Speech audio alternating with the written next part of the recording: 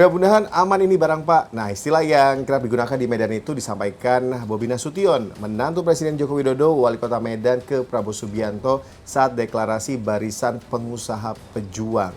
Apakah ini artinya sudah menentukan pilihan dan beda pilihan dengan PDI Perjuangan? Kita diskusi.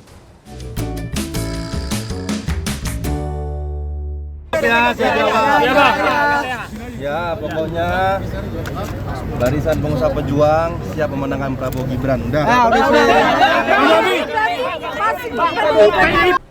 Bobi resmi mendukung pasangan Prabowo Gibran. Lalu bagaimana dengan statusnya di PDIP? Ketika ditanya hal itu, Bobi tidak merespon.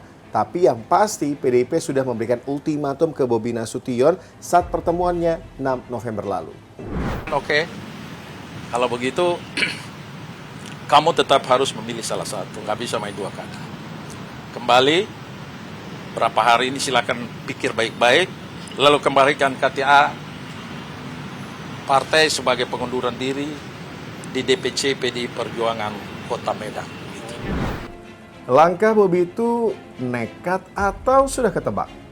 Ya karena faktor Pak Presiden, faktor Pak Jokowi, dan satu keluarga ya. Satu keluarga itu ya tadi saya katakan suka tidak suka, senang tidak senang harus solid. Tidak terpecah, tidak terpencar. Oleh karena itu ya mungkin dalam konteks politik Bobi mendapatkan backup politik yang kuat dari Pak Jokowi, dari Presiden. Dan dalam konteks itu pula ya Bobi berani untuk bisa mendukung atau deklarasi kepada Prabowo Gibran, dan itu sebuah kenyataan ya yang tidak bisa dihindari. Di satu sisi mungkin ingin patuh pada partai, tapi di sisi lain karena ada Gibran yang maju sebagai cawapresnya Prabowo. Nah, dilema itulah yang yang dihilangkan ya, dieliminasi oleh Bobi sehingga mengambil keputusan berseberangan dengan PDIP di saat yang sama didukung oleh Jokowi, di backup oleh Jokowi, dan itu membuat dukungan Bobi itu ya menjadi lancar-lancar saja, menjadi aman-aman saja begitu.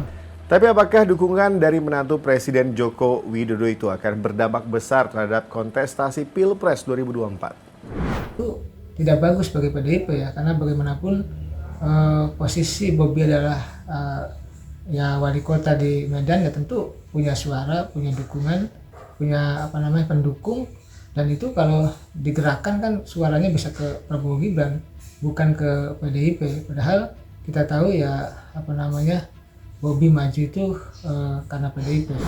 Nah, yang juga jadi pertanyaan publik, lalu bagaimana status dari Bobi Nasution sebagai wali kota Medan ketika sudah beda pilihan dalam Pilpres 2024 kali ini dengan PDI Perjuangan? Nah, ketika misalnya Bobi mendukung Gibran sebagai kader PDIP, dia tidak bisa diganti ke status sebagai wali kotanya ya, karena berbeda dengan anggota DPR, DPRD yang bisa di PAW atau di recall kalau dia diberhentikan dari parpol.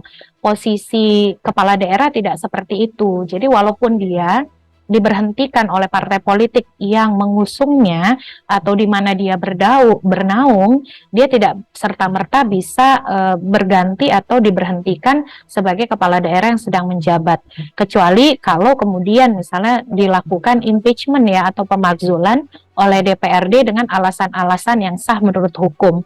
Bahkan di beberapa kejadian ada kepala daerah yang sedang menjabat itu berpindah partai, berbeda partai dengan partai yang sebelumnya mengusung dirinya.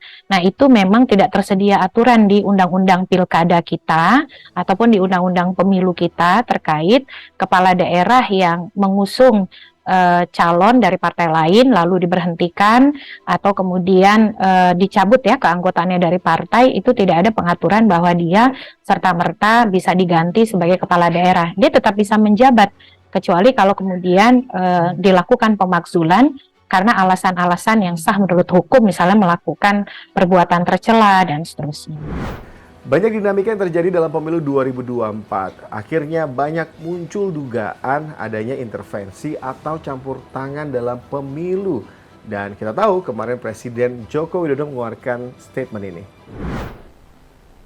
Banyak yang menyampaikan bahwa pemilu kita ini gampang diintervensi. Diintervensi dari mana? Di setiap TPS itu ada saksi partai-partai. Semua TPS ada saksi dari partai-partai. Belum juga aparat yang juga ada